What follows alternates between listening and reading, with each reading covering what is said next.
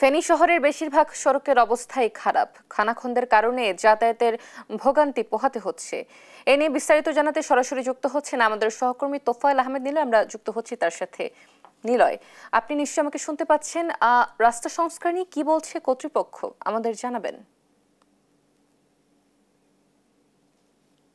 আপনাকে আমি বলে রাখি যে ফেনী পৌরসভাটি যদিও প্রথম শ্রেণীর পৌরসভা হয়, সেক্ষেত্রে পৌর নাগরিকরা যারা রয়েছে তারা কিন্তু তৃতীয় শ্রেণীর যে সেবা পৌরসভার সেটি কিন্তু তারা পাচ্ছে না বলে তারা অভিযোগ করছে। আমরা দেখেছিলাম যে গত কয়েক মাস ফেনী শহরের অধিকাংশ সড়কগুলো কিন্তু একেবারে বেহাল দশা, সেগুলোতে চলাচলের অনুপযোগী হয়ে পড়েছে। আমরা দেখেছিলাম যে বিশেষ করে ফেনী শহরের পাঠানবাড়ি রোড এলাকায় যে সড়কটি আসলে মূল শহরের যে সড়কগুলো রয়েছে সেগুলো একটি বাইপাস সড়ক হিসেবে কিন্তু ব্যবহার করা হলেও কিন্তু সড়কটি কিন্তু দীর্ঘদিন যাবৎ কিন্তু অবহেলায় পড়ে আছে, সেগুলো সংস্কারের অভাবে কিন্তু একেবারে বেহাল দশায় পড়ে আছে। আমি ওর পিছনে যে সড়কটি দেখতে পাচ্ছেন এই সড়কটি হচ্ছে পাঠানবাড়ি সড়ক। এই সড়ক দিয়ে কিন্তু প্রতিদিন ছোট বড় কিন্তু প্রায় শত শত যান চলাচল করে, কিন্তু এই সড়কটি কিন্তু দীর্ঘ 7-8 মাস কিন্তু এভাবে কিন্তু বেহাল দশা হয়ে আছে। খানাখন্দে কিন্তু অনেক বড় বড় গর্ত হয়ে আছে, সেখানে কিন্তু ছোট বড় যানগুলো চলাচল করতে কিন্তু দুর্ভোগ পোহাতে হয় তাদের। বিশেষ করে কিছু কিছু বিশেষ করে ব্যাটারি চালিত যে সকল পরিবহনগুলো রয়েছে সেগুলো কিন্তু এইসব খানাখন্দগুলোতে পড়ে কিন্তু অনেক সময় তাদের যে পরিবহন সেগুলো একেবারে বিকল হয় বলে কিন্তু এইখানকার পরিবহন চালক যারা রয়েছে তারা কিন্তু বলছে। তবে আমরা দেখেছিলাম এই যে সড়কগুলো রয়েছে সেই সড়কগুলো কিন্তু মেরামত করার জন্য পৌরসভা কোনো ধরনের উদ্যোগ এখনো পর্যন্ত গ্রহণ করেনি। তবে আমরা এইখানকার যে পৌর প্রশাসক রয়েছে গোলাম মোহাম্মদ বাতেম, আমরা তার সাথে কথা বলেছিলাম। তিনি আমাদেরকে বলছেন যে ইতিমধ্যে ফেনী পৌরসভার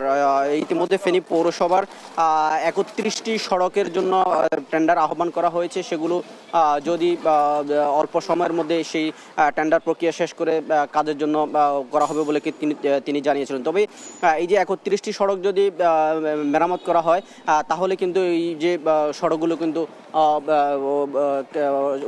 মেরামত করা হবে, তাহলে কিন্তু উপকৃত হবে এই পৌরসভার মানুষ। আমরা একজনের সাথে কথা বলতে চাইবো যে আমরা দেখেছিলাম যে আপনারা সবসময় এই সড়ক দিয়ে যাতায়াত করেন, আপনাদের কেমন দুর্ভোগ পোহাতে হয়? সড়কগুলোতে একেবারে বেহাল দশা।